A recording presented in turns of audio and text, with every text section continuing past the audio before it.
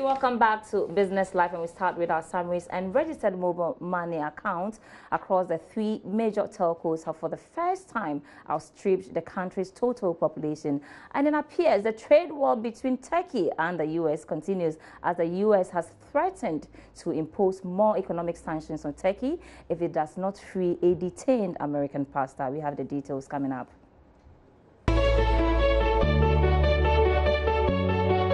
CEO of GN Group of Companies, Dr. Papakwesi Indum, has said GN Bank and other banks are in talks to merge and together raise 600 million Ghana cedis, far beyond the Bank of Ghana's 400 million Ghana cedis minimum capital requirement. Dr. Indum has also explained that the GN Bank pulled out of merger talks with Premium Bank and Sahel Sahara Bank, which recently merged with Omnibank, because of confidentiality concerns. According to Dr. Indum, one of the banks rushed the media too soon with the merger talks, and that was just not right. The power sector remains a key threat to the country's development owing to rising cost of excess capacity from the various power purchase agreements, the Africa Center for Energy Policy (ACEP) has warned. The energy policy think tank, in a statement, noted that the cost of excess power currently stands at more than $200 million a year and is set to reach over $600 million by 2020 if drastic measures are not taken to cancel, renegotiate or defer some of the country's pending power projects.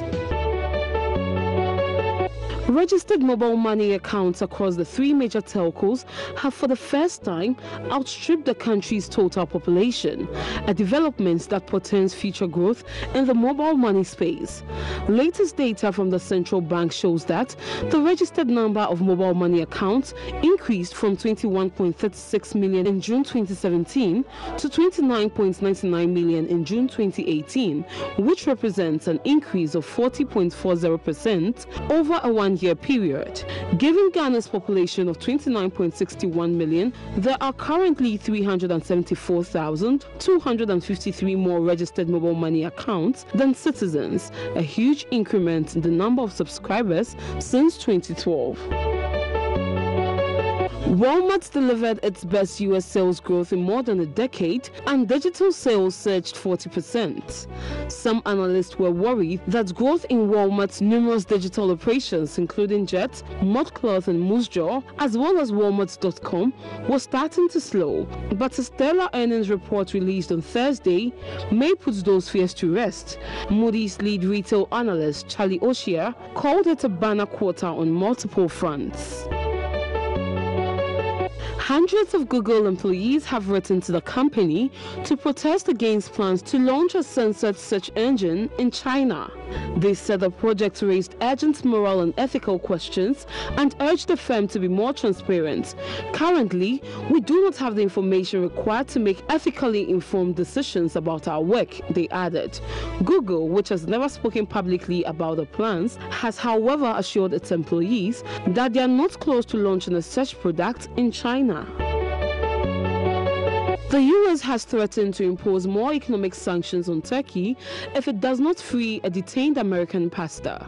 Andrew Brunson has been held in Turkey for nearly 2 years over alleged links to outlawed political groups. The dispute over his release has seen the two NATO allies impose tariffs on one another's goods. This has worsened the crisis for Turkey's currency, the lira, which has lost about a third of its value against the dollar since January.